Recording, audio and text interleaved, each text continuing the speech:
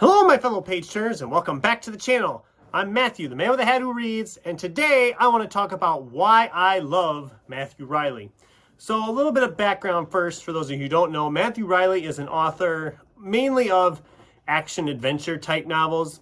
He was originally from Australia, where he got his start, and then, of course, after time, actually came to America with some of his stuff when he started getting some popularity. And I just wanted to do a little video talking about some of his books I've read of his that I've loved, which is most of them, but I've kind of summed it down to 3. And just maybe he'll get some fans from me for that. And that'd be great because let's just dive right in with it. So the first book I read by him was found at my local library, and I eventually had to get my own copy. It was the first in a series of novels about his character, Jack West Jr., and this was 7 Deadly Wonders. Now, one of the things I love about Matthew Reilly's stuff is that they are batshit insane. Once they start, the action doesn't stop. It just moves. It trucks along at a rapid pace that you wouldn't believe. And this book, I mean, I'm going to be the first to admit it, but these are not intelligent novels. They are just fun novels. So for this one, the synopsis, just the synopsis here. A legend of the ancient world decrees that every 4,500 years, a terrible solar event will wreak worldwide destruction. But whoever sets the golden capstone atop the Great Pyramid at Giza will avert disaster and gain the ultimate prize, a millennium of world dominance. Now the sun is turning once again, and nation will battle nation to retrieve the missing capstone. But a group of small nations, led by super soldier Jack West Jr., bands together to prevent any one country from attaining this frightening power. Thus, the greatest treasure hunt of all time begins, an adrenaline-fueled race on a global battlefield. From the Colossus of Rhodes to the Hanging Gardens of Babylon to the great Egyptian pyramid itself, unlock the thrills of 7 Deadly Wonders. Doesn't it just sound like a movie trailer waiting to happen? This book is, like I said, it's nuts. The action kicks in by the first 15 pages. You're in the action, you're in the motions of stuff.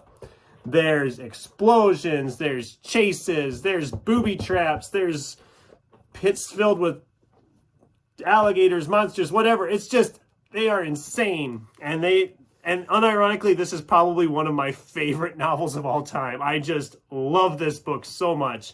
And it's been so long since I've read this. I really need to read it again sometime. So after I read that and some of the sequels that the library had, I started seeking out his other stuff. Now, he had written another series of novels about a character called Scarecrow, which is a good series too. It's a little bit... No, it's not. It's a little bit more grounded than Jack West Jr., but it's still pretty bat crazy out there. But I also picked up one of his standalones, his first novel, Contest. Now, Contest was self-pubbed by him originally because he was turned down by every Australian publishing house there was, and did an initial print of 1,000, sold it out, and then his next novel they picked him up, and then they went back and of course released this as an official release. And this is another one. It's insane. The guy is locked up in the New York Public Library with, essentially, it's a survival. You must survive the night in the library with these other beings. And yes, they're almost all from other worlds. It's last man standing wins. It's insane. The action is hilarious, is amazing. It's hilarious. It's amazingly fun. It's so much fun how these novels, and like I said, they are not what you'd call great novels. I wouldn't even call them good novels, but they are a lot of fun. And read his other standalone, Temple, read through the Scarecrow series, and then was caught up in time for another one of his I loved, and the third one I'm going to talk about today, The Great Zoo of China. Now, this is probably as mainstream as he kind of got with his stuff, because this one is very similar to a Jurassic Park type situation.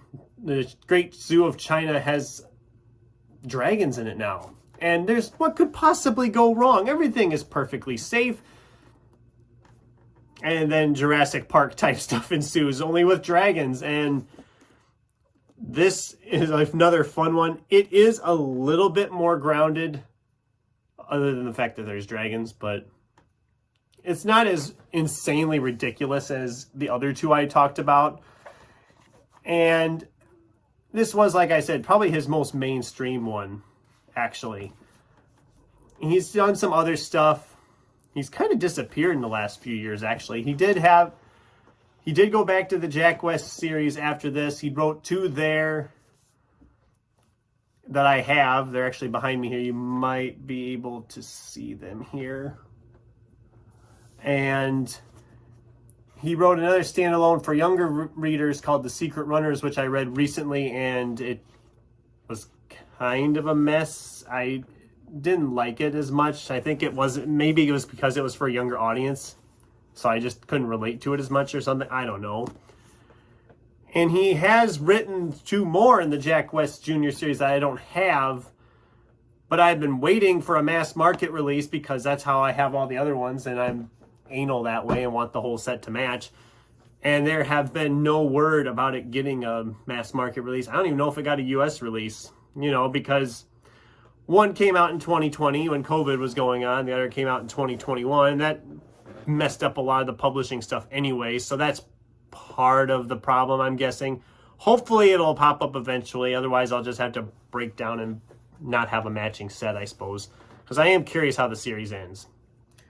And if I was going to recommend one of these to try, I would say try 7 Deadly Wonders, especially if you're like a fan of Indiana Jones or the Brendan Fraser Mummy movies, because it's very similar in vein. There's a lot of humor, a lot of action, and it moves. It's it's like 400 some pages, but it flies by. It'll get done, and you'll get done with it in no time. Actually, wow, it's longer. It's like 500 some pages. Okay.